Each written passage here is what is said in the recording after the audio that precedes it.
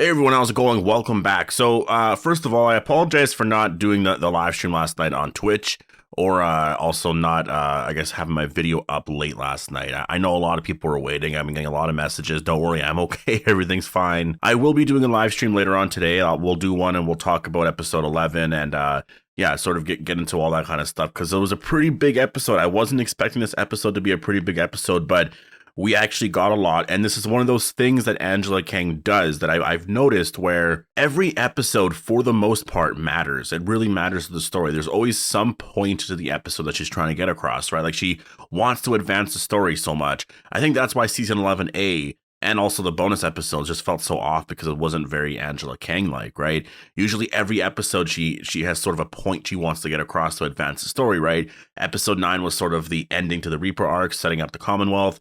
Episode 10 was basically just, here's the Commonwealth and here's what everyone's lives are like right now, right? Sort of meeting the community. And this one here focuses a lot on Lance and Eugene and the whole Stephanie thing, which we got some answers to. So obviously, before going any further, I do have to warn you that this will contain spoilers for episode 11. And also make sure to be a subscriber if you want more Walking Dead content like this. I'm going to be doing, obviously, this review right here. Right after this, I will be doing my episode 12 trailer. And then I'll do another video, I guess, later on today. I'm not sure on what. It's likely going to be on episode 11 or maybe on episode 12. We'll see. There's a lot I can do. So yeah, it's going to be on something like that. And for people wondering why I didn't live stream or anything like that, is because I had a few drinks and I kind of couldn't. Like, it was kind of hard. Like, I tried to sober up, I think, towards as soon as I got to like midnight, 1, 2 or whatever. But you know, after you start like sobering up a bit, where you start to feel really tired and you're just like, oh, I just want to go to bed. That's sort of how I felt while I was watching the episode. And I was like, if I record now, I'm going to have no energy at all. And I'm going to sound so dead. And so I was like, you know what? I'll just, just for this 1 week, I'll just do it in the morning. Right. So that's what I did. And again, I apologize for those that were waiting because I know a lot of people were waiting and stuff. But I'm going to be doing a stream later on today. And then I'll have my videos out obviously today. But I haven't drank in a long time. Just put it that way. I haven't actually drank in a very, very long time. I think I guess I had a couple on New Year's. But before that was like last summer? Like, I don't really drink that often. Like when I was younger. Oh yeah, a lot. Like too much. I think a 40 would be gone in a night easily, but just by myself. Like I can handle like nothing. But nowadays I have kids. And I also don't want to put my body through that anymore. I'm kind of done with it. But yeah. Anyways, let's talk about episode 11 here. So yeah, the theory I did this week was completely wrong. Like, Jesus Christ, was it ever wrong? I really thought that's where they were going here with everything. I thought that Stephanie actually went missing because of something CRM related. I was like, it makes sense that we're going here because, so now that we got the reveal that we did, I'm kind of wondering how the CRM is going to come up now, because like that was one thing. And we know that the CRM is going to come up at some point, right, through the Commonwealth. But if that wasn't it, then what is it going to be? Well, I do think we actually got a hint in this episode. We actually did get a hint through something that Lance was doing, kind of teases what Lance is like. And oh man, Lance in this episode was such a great character. So let's talk about the beginning of the episode here. So Stephanie and Eugene, obviously the beginning scene, I just kind of found hilarious. You had that crazy happy music and it was just, man, this was so much fun. It just felt like a different show. And I'm so glad that they're willing to take risks and do things like this. I know it could put some people off, but I don't know, man. Like, the show can't be the same all the time and just have that darkness, that like, that dreaded tone of the apocalypse running around the field with zombies. Like, you can't do that all the time. It's good to change things up here and there, right? Because you sort of, I don't know, this was I thought was really cool. This is what it would have been like if it was like normal life, right? And just to see Eugene so happy, he's like, I'm in love. I have this really amazing woman in my life. Her name is Stephanie, and I'm so happy. And so he's waiting there because he's like, yeah, we're on a date. We're going to have some ice cream. And then she doesn't show up. And I was like, okay, so here we go. Are we actually going to get some answers here? And then as soon as we actually saw Stephanie packing up and leaving, I was like, whoa, okay, this is actually different. This is something different that I wasn't expecting. I thought she was kidnapped or something like that. And originally, this is the idea I actually had. Like going back to last year, I think it was during the Comic-Con trailer or something like that, right? Before season 11A aired, I was saying that, well, she has to be a spy. There's probably a video on my channel about her. Actually, I'm pretty sure there is, where I talk about Stephanie being a spy for the Commonwealth. Well, I mean, I guess that first idea ended up being right, which I guess means that sometimes you just shouldn't overthink things, right? So Stephanie was a spy for the Commonwealth, but weirdly, the whole situation here is like, I don't know if she's a spy for the Commonwealth or for Lance Hornsby. There's still some more information that we need here. We got the reveal. We know what's happening here. But obviously, we saw at the very ending of episode 11 that, the real, I guess she's not really Stephanie. Her name's Max. Or maybe her name's Stephanie. Like, maybe her actual name is Stephanie. I'm very confused because I know in the episode they said the woman we thought was Stephanie, her name was like Shira or something like that.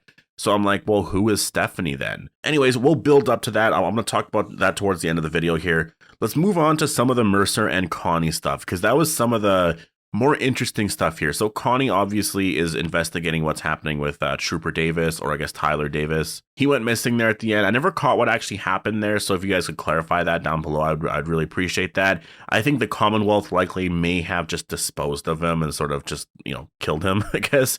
Because, yeah, Mercer seemed to be pretty pissed because they went and did that without his approval, which kind of pissed them off. And yeah, we're starting to see little things here with Mercer. I'm happy they're going very slow with it, though, because obviously, like, the turning point for Mercer needs to be like episode 16, right? That's the episode where we need to see Mercer be like, you know what, I'm going to help you guys out. Like, because right now they're slowly seeding in some stuff, right? And that's what they need to do. They can't jump right into like the Commonwealth are bad. We're just seeing the bad stuff just from like the outside and just kind of seeing, okay, well, they're like this. We see the stuff Lance is doing, but they got to slowly develop this. I think by the time we get to episode 15 or 16, that's where they can be like, okay, like we got to fight back against this. And we actually, and then the rebellion, since it's already sort of been there and been set up and there's thousands of people, I think that's where it's going to get really interesting. And Connie is the one discovering all this. So I'm so happy that she's getting a lot of this screen time here. The one thing that I don't know if I misheard that, but it kind of seemed like that was the truth though, which is that Mercer and Max, I guess, are brother and sister. So that means that the woman that talked to Eugene at the end is actually the sister of Mercer. And if that's right, then that is a big change from the comics. That is definitely a big change from the comics. So I wasn't expecting that. I kind of like the change, to be honest. It's kind of cool because in a way, if Eugene ends up with that Stephanie, or is her name Max, or was that a fake name? Maybe her name is actually Stephanie. And then if Princess ends up with Mercer, then they're kind of family, right? They're like brother and sister-in-law or whatever. Like I kind of like that. So I do like that change. I think it's really nice. Yeah, I thought everything that we got with Connie and Kelly, their story arc here was actually really, really great. I think they're actually sort of the main, like weirdly, their arc, I think, is like the main story of everything, because like the Eugene and Stephanie stuff is kind of a side story for him, but like discovering the corruption of the Commonwealth and learning more information, that's sort of what Connie's doing, which is going to lead to everything getting really crazy in the next couple of episodes, right? Or probably like another 5 or 6 episodes. So I do want to say though, that could have just been on my end. I thought the scene between Connie and Kelly where they were doing the sign language stuff, I thought that scene was so weird because I didn't have subtitles. Maybe they're trying to make a point with it, which I think is pretty cool, in the sense that like, well, this is what it was like for them, and just in general in movies and stuff, sometimes when they're watching and they can't hear what they're saying because there's no subtitles at a movie theater, or you know what I mean? Just things like that in general. Then I get that, but maybe it was just my Prime Video account and the subtitles just weren't worked out, but I had no idea what they were saying. So if you understand sign language and you actually, like, during that scene, you understood what they were saying, and there's something that I missed during that scene, then definitely let me know, because I didn't understand anything. And the scene went on for a very long time. Me and Chelsea were watching it and we're like, I don't even know what they're saying right now. But what was kind of cool is we got what was going on though. Like we got through their facial expressions and just their demeanor, like what was going on in the scene and sort of what they were saying in that sense, even though we didn't understand. Anyways, some really great Connie and Kelly stuff. I really can't wait to see where they're going. Obviously, I think Connie is going to have a pretty big story here going forward. There was also the whole Carol and Lance deal thing. And I think that was just to show that Lance does make deals with people outside of the Commonwealth, and the Commonwealth likely don't even really know about it. Pamela Milton probably does, I think. Like she has to know. There's no way he's doing all this stuff and she doesn't know, right? But it is away from the Commonwealth. There's this whole drug dispute thing. And, this is what I mean by, like, I think this sort of teases some of the stuff that they do with the CRM, right? I think Lance in this episode shows that he's willing to make deals with people outside of the Commonwealth. I do think this is likely a foreshadowing of a deal he's made with the CRM. I think that's going to come at some point here. But yeah, man, Lance in this episode, I would say Lance and Eugene stole this episode completely. Lance is so good. He is such a better character here than he is in the comic. In the comic, he's literally a nobody. He is nothing in the comic. Like, they didn't flesh him out at all. The story in the comic really was just focused on Rick the entire time and Pamela Milton. Like, and sometimes you get Sebastian here and there, but like, really that was it. And I'm so happy with what we got here. Like, Lance is such a great character. It's so fun watching him on screen. He is somebody that, like, you can obviously in a way trust him, kind of, but you can't. Like, you can see sort of who he is, but he's, you know, like, he's not so like corrupt in a way where he's a very, very bad person, like an extremely bad person. But like, he is also very, very selfish and wants to, you know, get all the praise for everything that he does. Basically, it's like, it's the line he said. He's like, you know, like, all things considered, I look at everything and I think everything worked out for everyone. I look at, you know, at the balance of everything. And so that's what I mean by, like, he screws Eugene over. He learns all the information, but why is he doing it? He's not doing it for anything sinister. He just wants to learn more information about, like, Alexandria and the Hilltop and those other communities. So it's nothing too crazy. Yeah, he kind of used somebody, he hurt somebody's feelings, and that's bad.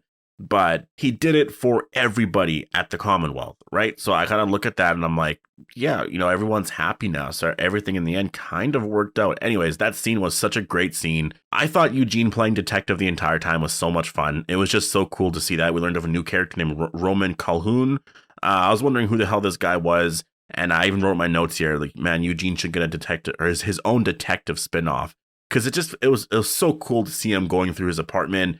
And find obviously that suitcase there of weapons. Yeah, I mean, even I was confused. I had no idea where they were going. I was really wondering, like, where the hell are they going with this? Because this isn't what I was expecting. I guess Stephanie probably is a spy or something if she's packing up and leaving. But they also sort of play it in the beginning like she was maybe threatened by that guy, right? By Roman. And so maybe she packed up and ran away, or maybe she was kidnapped. So it was sort of like, what is going on here? And then at the end, where you do see Stephanie sort of fight Eugene there at the end, and or not like Stephanie, I guess her name is Shira, and I was like, oh shit, okay, this is bad. And man, you know what? Maybe I'll take that back about saying anything good about Lance, because Lance said that Iron Maiden sucks, or I guess he said that Shira, like, or AKA Stephanie or whatever, was saying that pissed me off. But then we get the ending scene, and we actually see Max, or maybe this is Stephanie.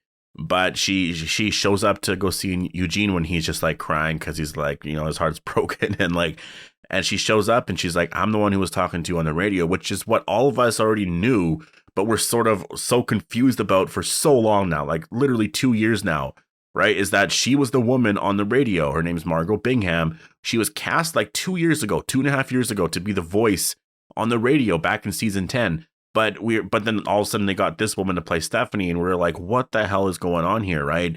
So now that we see how this is playing out, basically where I'm at now is, okay, so they're going to talk basically, and I think Eugene's going to have a bunch of questions and be like, okay, so you were talking to me on the radio. Why did she meet me?